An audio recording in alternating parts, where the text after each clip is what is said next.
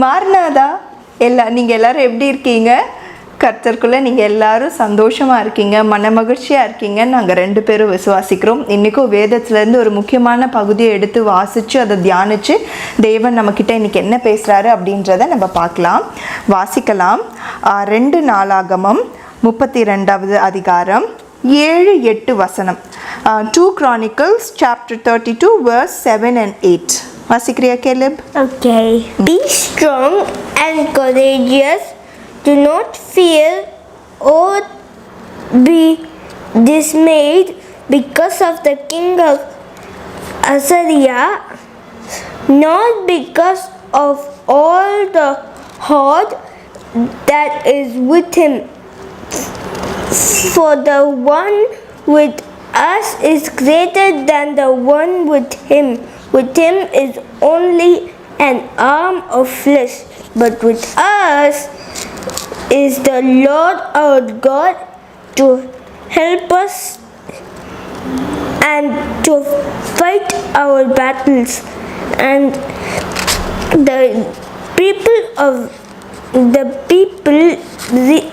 people relied on the words of Hezekiah, king of Judah.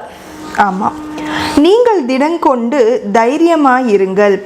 அசீரியா ராஜாவுக்கும் அவனோடு இருக்கிற ஏராளமான கூட்டத்திற்கும் பயப்படாமலும் கலங்காமலும் இருங்கள். அவனோடு இருக்கிறவரை பார்க்கிலும் நம்மோடு இருக்கிறவர் அதிகம்.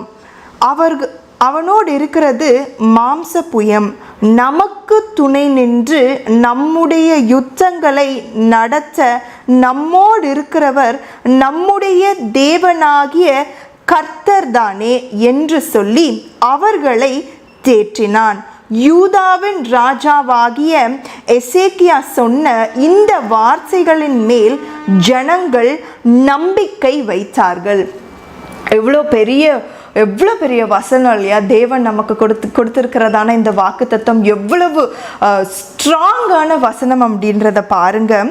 அசிரியா ராஜா படையெடுத்து வரானா, யூதா ஜனங்கள் மேலே போர் எடுத்து இந்த மாதிரி அவனுங்களை எல்லாருமே நம்ம என்ன பண்ணணும், அழிச்சு போட்டு அவர்களுடைய ராஜ்யத்தை நம்ம பிடிச்சு கொள்ளணும் அப்படின்னு சொல்லிட்டு ரொம்ப திரளான கூட்டத்தை திரட்டி கொண்டு வராராமா.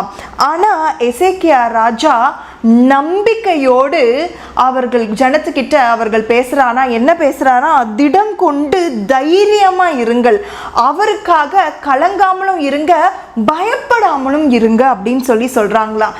ஏனென்று கேட்க போனால் அவர்களோடு இருக்கிற திரளான கூட்டத்தை பார்க்கலும் நம்மோடு இருக்கிறவர்கள் அதிகம் பேர் அப்படின்னு சொல்றாரா. அதோடு மட்டும் அவர் நிறுத்தி கொள்ளாமல் அவர் என்ன உத்தரவாதம் கொடுக்கிறாரா, அவங்க கிட்ட இருக்கிறது வெறும் மாம்சம் ரத்தம் மாத்திரம்தான். ஆனா நம்மோடு கூட இருக்கிறவர் அதை எல்லாவற்றிலும் காட்டிலும் மிக பெரியவர். நம்மோடு யுத்தம் பண்ணுகிறவர்களை காட்டிலும் நம்மோடு கூட இருக்கிறவர், நமக்கு சார்பாக யுத்தம் பண்ணுகிறவர் பெரியவர் அப்படின்னு சொல்லிட்டு எசேக்கியா ராஜா அங்க இருக்கிற ஒவ்வொருத்தருக்கும் என்ன பண்றாராம், திட நம்பிக்கை கொடுக்கிறாராம். இந்த மாதிரியான நம்பிக்கை இந்த நேரத்துல வர்றதுதான் ரொம்பவே முக்கியம். நம்ம கூட நம்மளுடைய லைஃப்ல ரொம்ப பெரிய சூழ்நிலைகள் வரும், நம்மளால எதுவுமே பண்ண முடியாது, நம்மளுடைய கைமீறி போனதான சந்தர்ப்பங்கள் நம்மளுடைய லைஃப்ல நிச்சயமாக நடந்திருக்கும். ஆனா அந்த நேரத்துல ஆவியானவர் நமக்குள்ள இருந்து சொல்லுகிறதான வார்த்தை தான் இரு, திட நம்பிக்கையோடு இரு, பயப்படாதே, கலங்காதே, ஏனென்றால் உன்னோடு கூட இருந்து உனக்காக யுத்தம் பண்ணுகிறவர் சேனைகளின் தேவனாகிய கர்த்தர் தானே அப்படின்னு சொல்லிட்டு ஆவியானவர் இன்றைய தினம் உங்களோட கூட என்னோட கூட பேசுறாரு.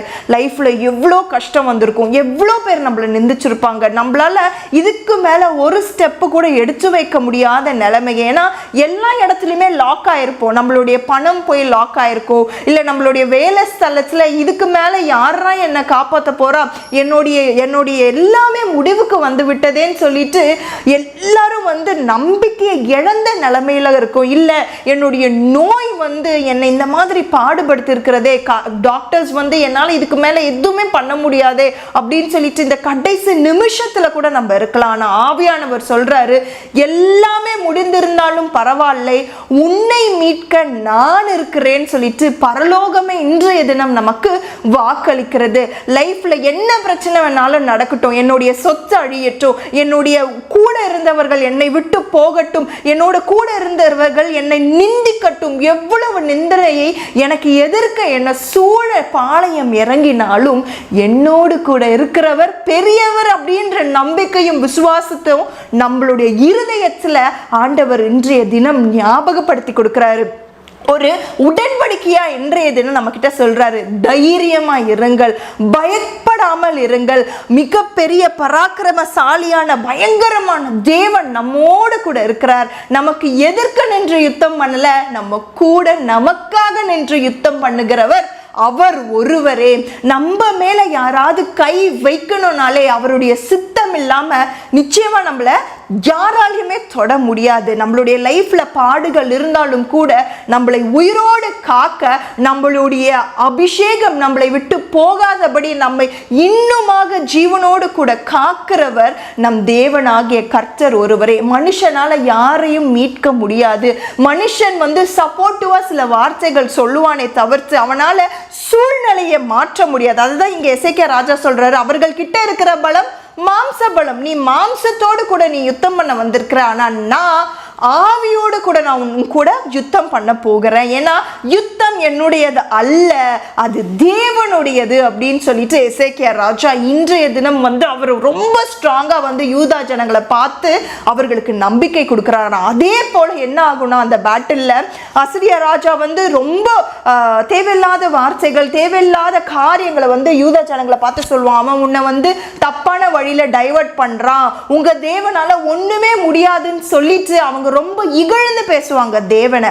ஆனா தேவன் ஒரு பெரிய சேனை கூட்டமாக நின்று அங்க இருக்கிற ஒவ்வொருத்தரையும் சங்காரம் பண்ணி போடுவார். அது போட்டது மட்டும் இல்லாம அந்த அசிரியா ராஜா இல்லாத இடமாக ஓடி போய் அவனுடைய பிராணன் போகிற அளவுக்கு அந்த யூதா ஜனங்களை முற்றிலுமாக, அதாவது ஃபுல்ஃபில்டா ஆண்டவர் வந்து மீட்டு கொண்டு வந்துருவார். அப்பேற்பட்ட போராளி தான் நம் தேவனாகிய கர்த்தர். நம்ம யார் பக்கம் இருக்கிறோம் அப்படின்றத நல்லா கவனமாக நம்ம இந்த நேரத்தில் நினைவு கூறணும். நம் தேவன் பக்கம் இருக்கிறோமா, இல்லை நான் எதிர்க்க இருக்கிற மாம்ச புயத்தோட கூட இருக்கிறனான்றத நல்ல ஜாக்கிரதையா கவனமாக பார்த்துக்கொள்ளுங்க. நம்ம தேவன் பக்கம் இருந்தா மாத்திரம்தான் நமக்கு அந்த பேட்டில்ல வெற்றி கிடைக்கும்.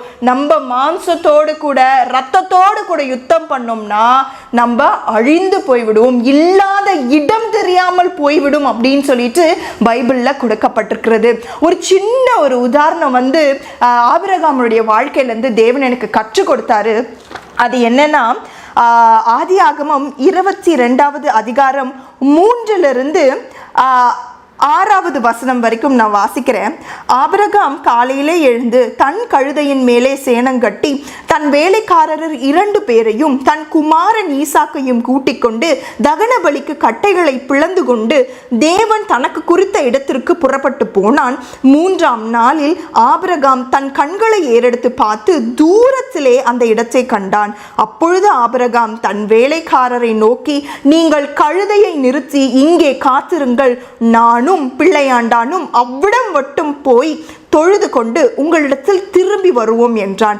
ஆபிரகாம் தகன பலிக்கு கட்டைகளை எடுத்து தன் குமாரனாகிய ஈசாக்கின் மேல் வைத்து தன் கைகளை நெருப்பையும் கத்தியையும் எடுத்துக்கொண்டு இருவரும் கூடி போனார்கள் அப்படின்னு சொல்லி கொடுக்கப்பட்டிருக்கிறது. இதுல என்ன ஆண்டவர் நம்ம கூட பேச போறாருன்னா, ஃபர்ஸ்ட் நீங்க பாருங்க, ஆபிரகாம் கிட்ட ஆண்டவர் சொல்லிட்டாரு, முந்தைய தினம் உன்னுடைய புத்திரனும் ஏகசுதனுமான உன்னுடைய பிள்ளைய எனக்காக நீ பலியிட வேண்டும் சொல்லிட்டு ஆபிரகாம்கிட்ட சொல்லிட்டாங்க. ஆபிரகாம் விடியற் காலமே எழுந்து போறாரு. என்ன பண்றாருன்னா, எல்லாத்துக்குமே ஈசாக்க பலியிடுறதுக்கு அவர் ஃபர்ஸ்ட் வந்து எல்லாத்தையும் ஆயத்தப்படுத்திட்டு தேவன் சொல்லியிருக்கிற அந்த இடத்துக்கு நான் போய் பலியிடணும் அப்படின்னு சொல்லிட்டு போறாராம். 3 நாள் கழிச்சு அந்த இடத்த அவர் கண்டுபிடிச்சிட்டாராம்.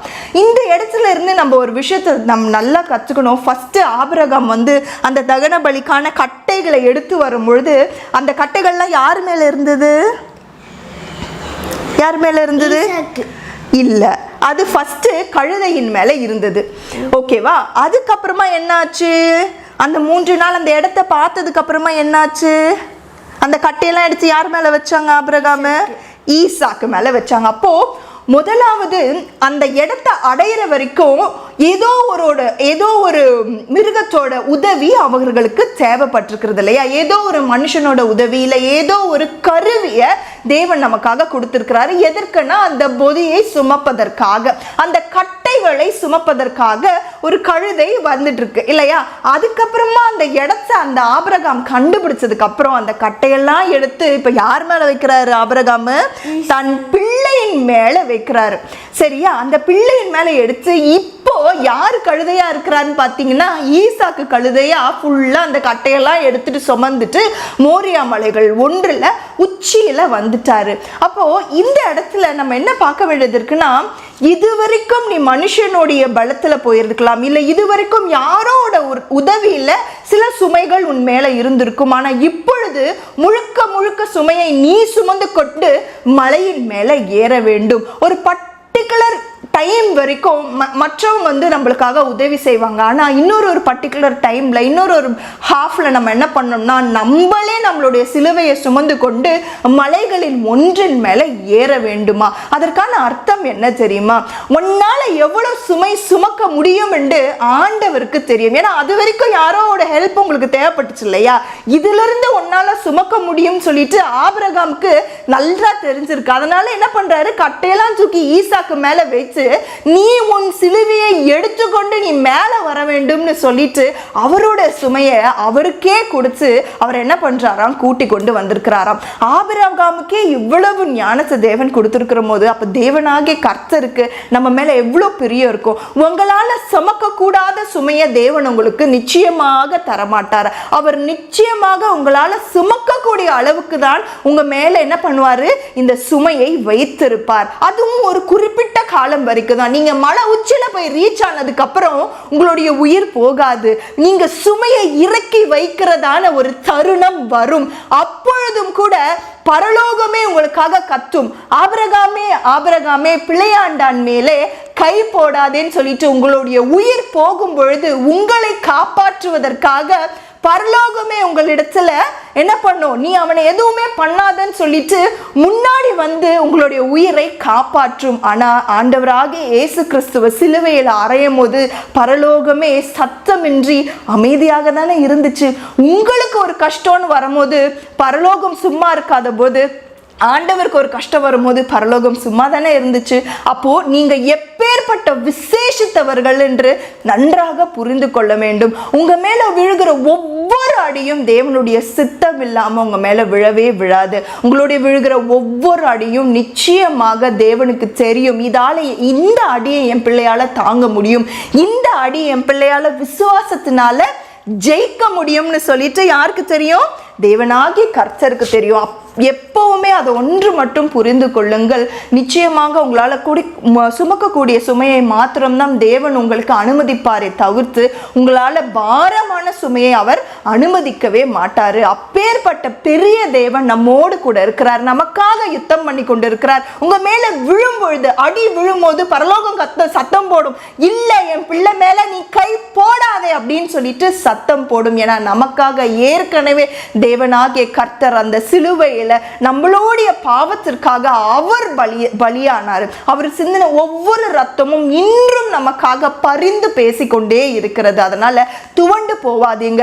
இப்ப இருக்கிற இந்த சொற்பமான காரியத்திற்காக பயப்படாம இருங்க, கலங்காம இருக்க. ஏன்னா தேவனாகிய கர்த்தர் நம்மோடு கூட இருந்து நமக்காக யுத்தம் பண்ணுகிறார். அவர் நம்ம எதிர்நிலை யுத்தம் பண்ணுகல, நம்ம கூட இருந்து நமக்காக யுத்தம் பண்ணுகிறார். நம்ம சும்மா தான் இருக்கணுமே தவிர்த்து இந்த இடரலை நினைச்சு நம்ம ஒரு நாளும் கலங்கவே கூடாது அப்படின்ற ஒரு காரியத்தை தான் தேவன் இந்த நேரத்துல நம்ம கூட பேசுறாரு. நம்ம ஜெபம் பண்ணலாம். மகா கிருபையும் இருக்கும் தேவபிதாவே, இந்த நல்ல நாளுக்காக உமக்கு நன்றி ஆண்டவரே. ஏசப்பா, இந்த நாளுக்காக நீர் கொடுத்த இந்த ஒவ்வொரு வார்த்தைகளுக்காகவும் நன்றி ஆண்டவரே. எந்த சூழ்நிலையும் ஆண்டவரே நாங்கள் பயப்படாமலும் கலங்காமலும் திட நம்பிக்கையோடு கூட இருப்போம் ராஜா. ஏசப்பா, அவர்களோடு இருக்கிறவர்களை பார்க்கலும் எங்களோடு இருக்கிறவர் நீர் பெரியவர் ராஜா. நீர் மாத்திரமே யுத்தத்தை கர்த்தாவை எங்களுக்காக நடத்தி தீர்க்கிற கூட்டமாக இருக்கிறீர் ராஜா. ஏசப்பா, நீர் எங்களோடு கூட இருப்பதற்காக உமக்கு நன்றி. ஒவ்வொரு நாளும் ஆண்டவரே நீர் எங்களை கர்த்தாவை தகுதிப்படுத்தும். ஒவ்வொரு நாளும் நீர் எங்களை தைரியப்படுத்தும். இந்த பயம் எங்களோடு கூட இருந்து எங்களை மேற்கொள்ளாதபடிக்கு ஆண்டவரே பரிசுத்த ஆவியானவர் எங்களுக்குள்ளே இருந்து ராஜா எங்களை திட நம்பிக்கையோடு கூட நடத்த வேண்டும் என்று இயேசுவின் நாமத்தினால வேண்டி கேட்கிறேன். நீர் எங்களோடு கூட இருப்பதனால ராஜா நாங்கள் பயப்படாமலும் கலங்காமலும் இருப்போம் கர்த்தாவே. விசுவாசத்தோட இந்த போராட்டத்தை நாங்கள் போராடி முடிக்க தேவன் எங்களுக்கு பலன் தாருங்க. மீதியானவை எல்லாம் கரத்தில் ஒப்பு கொடுத்து ஜெபிக்கிறேன் தேவனாகிய கர்த்தர் நீர் பாதுகாத்து பலப்படுத்தி ஆசீர்வதிங்க. இயேசுவின் நாமத்தினால ஜெபத்தை கேட்டருங்க என் ஜீவனுள்ள நல்ல பிதாவே. ஆமேன். மார்நாதா. ஆமேன். மார்நாதா.